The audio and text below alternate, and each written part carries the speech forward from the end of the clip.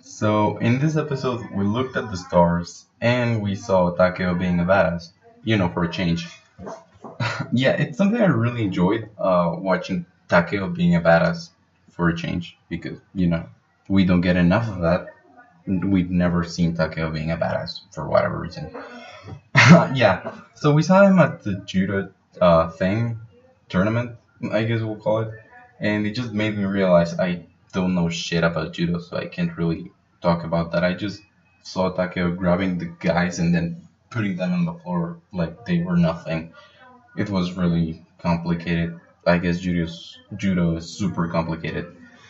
So I didn't really enjoy that part because I couldn't understand shit about judo. So kind of a disappointment for me. I hate when I don't understand things. But it was really neat. It was mostly story though, so you never really saw fighting. It was just Takeo grabbing people and putting them on the floor like they're shit. So that was really cool. Um, we also saw Takeo as a philosopher because whatever. He was in the whole fight. He was like, "What is strength? Where does strength comes from?" Hmm. One of the one of the biggest mysteries of life, and it was weird as always. Takeo being weird, Takeo being awesome. This series is about that. Um, but the worst part is the constellations. The constellations were the funniest part yet in the whole thing. Because Suna kind of explained that you can see whatever the fuck you want to see when you're looking at the stars. Like, you can make forms out of everything. I can see a star and I can see a dick. Yeah, well, not the star, like, more like various stars. You know my point. So yeah, super cool episode. There wasn't really much to talk about. Takeo being awesome, Yamato being insecure, same old series. This series always brings the same, but it's really good, in my opinion, that they keep doing this because it is believable. Like they're not doing the cliche of bringing new characters and putting problems to the characters and saying shit. It's about a relationship. That's something I really like, and I think it's good for a change that we get a story about a relationship instead about a guy fucking a lot of different girls. You know, like we always do. So, great episode. Oh, but what I wanted to talk about was Suna's obsession with Takeo. I think they just confirmed yaoi in this episode.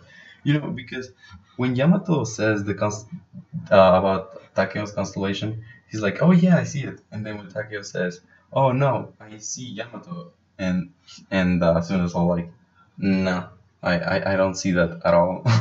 Maybe I'm weird. I'm probably weird, but that's something we should not get rid of. I think they could put Yaoi into the series. Probably not because that's not what they're going for, but maybe they're trying to give some sort of fan service in that aspect. Maybe. It's weird, but I don't know, I like it. uh, I'm weird, don't judge me. So yeah, great episode. I would give this episode a 9 out of 10. Great episode overall, but it's just bringing the same thing as always, which is not bad, like I explained, but it does kind of lack some originality at points. Uh, it's something we've seen since episode one, so it wasn't like I really enjoy it, and I'm not gonna give it shit for that. But yeah, I think they need to do something so people doesn't run away from it because they are kind of just doing the same over and over. Uh, Yamato is super shy, well, not shy, super insecure, and Takeo is super insecure as well.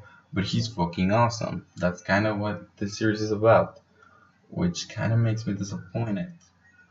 But I'm really happy with it. I think we're gonna see some change soon. But as of right now, it is kind of disappointing that the episodes have the same formula. But overall, amazing anime, amazing episode. Yep. Bye.